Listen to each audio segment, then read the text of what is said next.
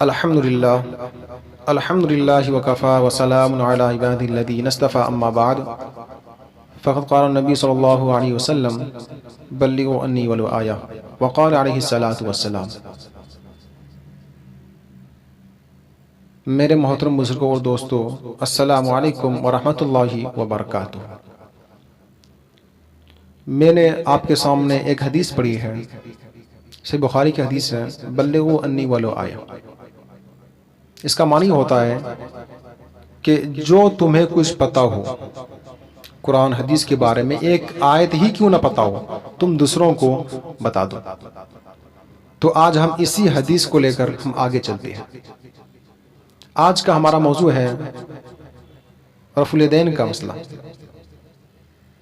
कि आज कुछ लोग कहते हैं कि रफ़ुल दैन मनसूख हो चुका है, कुछ कहते हैं कि रफ़ुल दैन करना सही नहीं है, कुछ कहते हैं कि रफ़ुल दैन ही गलत है। आज हम इसी के बारे में बात करने की कोशिश करेंगे और समझने की और समझाने की हम आपको कोशिश करेंगे। सबसे पहली बात यह है कि हम आखिरी नबी सल्लल्लाहु अलैहि वसल्लम के उम्मती हैं और हमें हर काम नबी सल्लल्लाहु अलैहि वसल्लम के मुताबिक करना चाहिए। कि जो काम नबी सल्लल्लाहु अलैहि वसल्लम ने किए हैं वो हम काम करेंगे, और नबी सल्लल्लाहु अलैहि वसल्लम ने जिस काम से हमें रोका है वो हम काम नहीं करेंगे। अपनी अक्ल का इस्तेमाल उसमें नहीं करेंगे। जो नबी सल्लल्लाहु अलैहि वसल्लम ने किया है अपनी ज़िंदगी में, जो अमल जो काम किया है वो हम काम करेंगे। जो काम किया है कि ये काम हमने किया है तुम भी करो, तो हम काम वो करेंगे, क्योंकि हमारे नबी है, हमारे नबी सल्लल्लाहु अलैहि वसल्लम हमारे आखिरी नबी है। अगर हम उसके तरीके पर, बताए हुए तरीके पर अगर हम नहीं चलेंगे तो हम मुसलमान नहीं हो सकते। सिर्फ नाम के मुसलमान हो सकते हैं, काम के नहीं। नाम के होंगे, आपका नाम फला होगा, अब्दुल्ला होगा, सालिम होगा, कमर होगा, जावेद होगा, ये सब आपका नाम होगा, आप मुसलमान नहीं होंगे। क्योंकि जब तक हम नबी सल्लल्लाहु अलैहि वसल्लम के बताए हुए तरीके पर हम नहीं चलेंगे। और आज अगर हम नबी सल्लल्लाहु अलैहि वसल्लम के बताए हुए तरीके पर अगर हम नमाज पढ़ते हैं, चलते हैं, कोई काम करते हैं, तो लोग क्या कहते हैं? कुछ लोग कहते हैं ये गलत है, डायरेक्ट नबी की बात मानना ये गलत है। ये कौन कह रहा है? ये बाबा जानी लोग कहते हैं कि डायरेक्ट नबी को मानना, जो उसने बताया है हमें, हमारे नबी सल्लल्लाहु अलैहि वसल्लम ने जो अमल जो काम किया है, जिस तरीके से नमाज पढ़ा है, उस तरीके से अगर हम नमाज पढ़ेंगे तो ये गलत है। ये कौन कह रहा है? ये बाबा जानी के लोग कह रहे हैं। उसका क्या कहना है? उसका कहना ये है कि उसको नबी सल्लल्लाहु अलैहि वसल्लम को, उसको उसकी बात यहाँ पर नहीं है। वो ये कहते हैं, मैं नहीं कह रहा हूँ, वो ये कहते हैं, वो यहाँ पे ये देखते हैं कि हमारे बड़े बुजुर्गों ने जो हमको बताया है, जिस तरीके से उसने नमाज पढ़ी है, हम भी उसी तरीके से नमाज पढ़ते हैं। यहाँ पे ये नहीं कहते हैं कि हमारे नबी सल्लल्लाहु अलैहि वसल्लम ने जिस तरीके से नमाज पढ़ी है हम भी उसी तरीके से नमाज पढ़ते हैं, ये नहीं कहते। इसलिए हम कहते हैं कि नाम के मुसलमान है, काम के नहीं है। कभी भी नहीं कहेंगे ये, वो कभी भी नहीं कहते हैं ये कि जिस तरीके से नबी सल्लल्लाहु अलैहि वसल्लम नमाज पढ़ी है हम भी उसी तरीके से नमाज पढ़ेंगे और पढ़ते हैं, ये कभी भी नहीं कहेंगे। क्या कहते हैं कि हमारे बड़े बुजुर्गों ने जिस तरीके से नमाज पढ़ी है, बाबा जानी ने जो तरीका हमको बताया है, हम उसी तरीके पर नमाज पढ़ते हैं और चलते हैं, नबी के तरीके पर नहीं। ये कौन कहते हैं? ये बाबा जानी के लोग कहते हैं। और आज एक मसला है, रफ़ुल दैन का मसला है। आज लोग कहते हैं कि रफ़ुल दैन करना सही नहीं है, गलत है, मनसूख हो चुका है, नहीं करना चाहिए। ये कौन कहता है? जिसके पास इल्म है, जिसके पास कुरान हदीस का इल्म है, वो ये बात कहते हैं कि रफुदैन करना सही नहीं है। जिसके पास इल्म नहीं है कि रफुदैन है क्या, इसका क्या तरीका है, वो नहीं बता सकते हैं। जिसके पास इल्म है कुरान हदीस का, वही तो बताएंगे ना कि रफुदैन करना कैसा है, क्या नहीं है। जिसके पास इल्म नहीं वो छड़खानी नहीं करेंगे, जिसके पास इल्म है वही छड़खानी करेंगे कि रफुदैन करना सही नहीं है। जबकि सही बुखारी, सही मुस्लिम में, इब्न माजा में और कई हदीसों में मौजूद है कि नबी सल्लल्लाहु अलैहि वसल्लम रफुदैन नमाज में करते थे। रुकू में जाते वक्त रफुदैन करते थे, हाथ उठाते थे। रुकू से उठते वक्त रफुदैन करते थे, जैसे हदीस में मौजूद है, सही बुखारी, सही मुस्लिम में हदीस में मौजूद है। और आज क्या कहते हैं कि आप अगर रफुदैन करना अगर शुरू कर दे, अगर आप रफुदैन के साथ अगर नमाज आप पढ़ते हैं, ये बहुत बड़ी क्या बोलते हैं गलती कर रहे हैं, ये सही नहीं है। कौन कहता है? जो रफुदैन नहीं करते हैं, जो इसको मनसूख समझता है, जो ये समझता है ना कि रफुदैन करना सही नहीं है, मनसूख है, उसका दलील सही नहीं है, उसका दलील सही नहीं है। नबी सल्लल्लाहु अलैहि वसल्लम नमाज में रफुदैन करते थे, रुकू में जाते वक्त और रुकू से उठते वक्त। ये सही हदीस में मौजूद है कि रफुदैन करते थे, हाथ उठाते थे।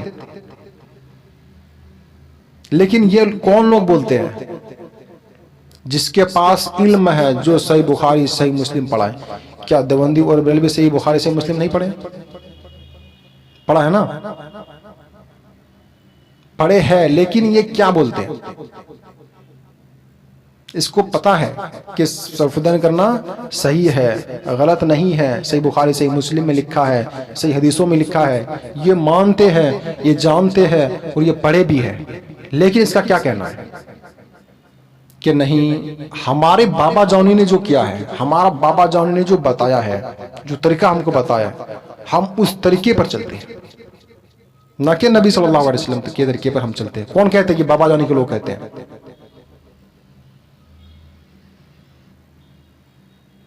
जो ये दलील दे रहे हैं ना कि मनसूख हो चुका है, तो ये आंखों में बुत लेके आते थे तो इसलिए रफुदैन करते थे। तो आप हमें ये बताएं कि वित्र में जो रफुदैन करते हैं वो कहाँ गया बुत उसका? ईद की नमाज में जो रफुदैन करते हैं, 6 बार हाथ जो उठाते हैं, रफुदैन करते हैं, वो क्या है? रफुदैन नहीं है, उसका बुत कहाँ गया है? सोचने वाली बात है ना, उसका बुत कहाँ गया? फिर यही है ये गुमराही। एक देखे हैं कि हमारे इमाम ने जो कहा है, इमाम शाफी ने जो कहा है, इमाम मालिक ने जो कहा है, इमाम अबू हनीफा ने जो कहा है, इमाम अहमद बिन हम्बल ने जो कहा है, हम सब इसको मानते हैं। ऐसा नहीं कि नहीं मानते हैं, मानते हैं। लेकिन रफुदैन का जो मसला है, इसमें क्या ये क्या बोल रहे हैं कि नहीं, कि रफुदैन के मसला जो हमारे इमामों ने जो बताए हैं, मेरे इमामों ने जो बताए तरीका, वो इस तरीके से है। मेरे भाइयों, खुदा के लिए दिमाग लगाओ और सोचो।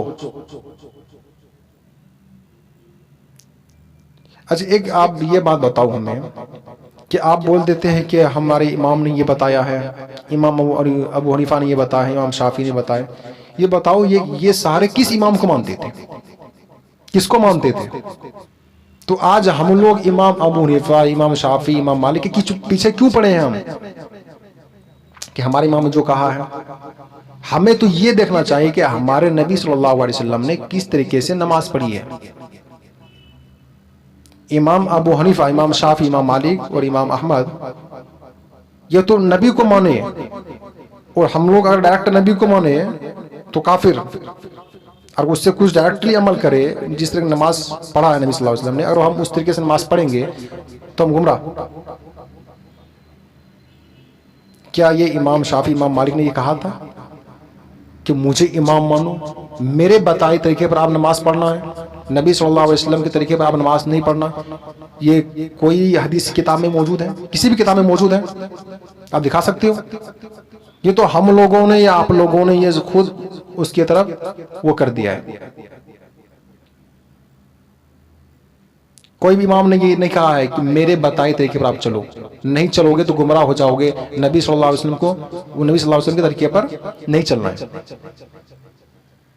वो तो नबी सल्लल्लाहु अलैहि वसल्लम के तरीके पर चल रहे हैं, और हम लोगों को क्या कह रहे हैं कि नहीं, उस डायरेक्ट मानना,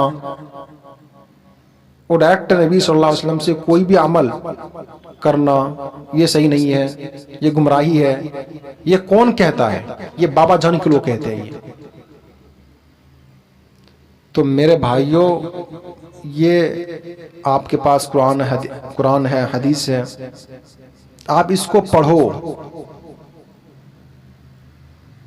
और ये ज्यादातर जो रफीदैन का जो मसला है, ये देवबंदी और बेलवी इख्तिलाफ करते हैं। और ऐसा नहीं है कि सारे देवबंदी ऐसा ही है, ऐसा नहीं है।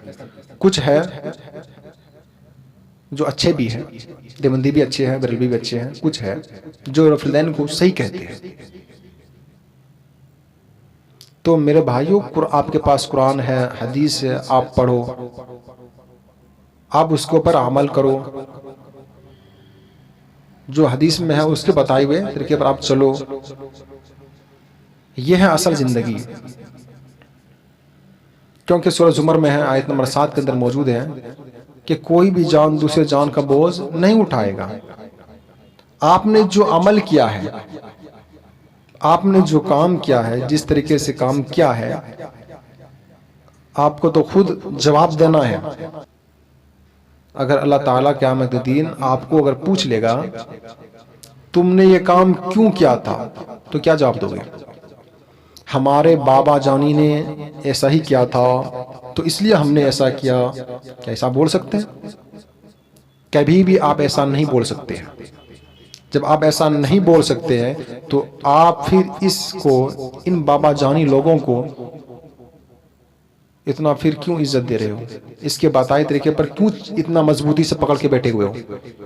जो हमारे नबी सल्लल्लाहु अलैहि वसल्लम ने जिस तरीके से अमल किया है, जिस तरीके से काम किया है, जो हमको तरीका बताएं कि इस तरीके पर ये करना है, ये करना है, ये सारा मौजूद है, सामने मौजूद है। आप उस तरीके पर चलो। यही तो असल तो बात यही है ना। और आज रफीदैन, आप देवबंदी की मस्जिद में जाओ या बरेलवी की मस्जिद में आप जाओ, रफीदैन करके नमाज आप पढ़ो, आपको ध्यान से लगा के देखेंगे कि इस तरीके से नमाज पढ़ रहे हैं। क्या कहेंगे आपको मालूम है? मैंने ये बात सुनी है। क्या कहते हैं लोग मालूम है? ये तो काफिर है, ये तो अहले हदीस है, ये मुसलमान नहीं है। ये लोग कहते हैं, देवबंदी के कुछ लोग ये कहते हैं कि रफीदैन जो कहता है वो मुसलमान नहीं, काफिर है। मैं अपने कानों से सुना हूं, ये कहते हैं देवबंदी, बरेलवी भी कहते हैं। और ये एक वहम है देवबंदी और बरेलवी के ज़हन में कि रफीदैन सिर्फ अहले हदीस ही करते हैं। ये गलत है। अगर कोई रफीदैन के साथ नमाज अगर पढ़ रहे हैं तो लोग क्या कहते हैं कि ये अहले हदीस है। अगर रफीदैन के मसले पर अगर देखा जाए तो अहले हदीस सही है। इसका मतलब ये नहीं है कि रफीदैन सिर्फ अहले हदीस करते हैं।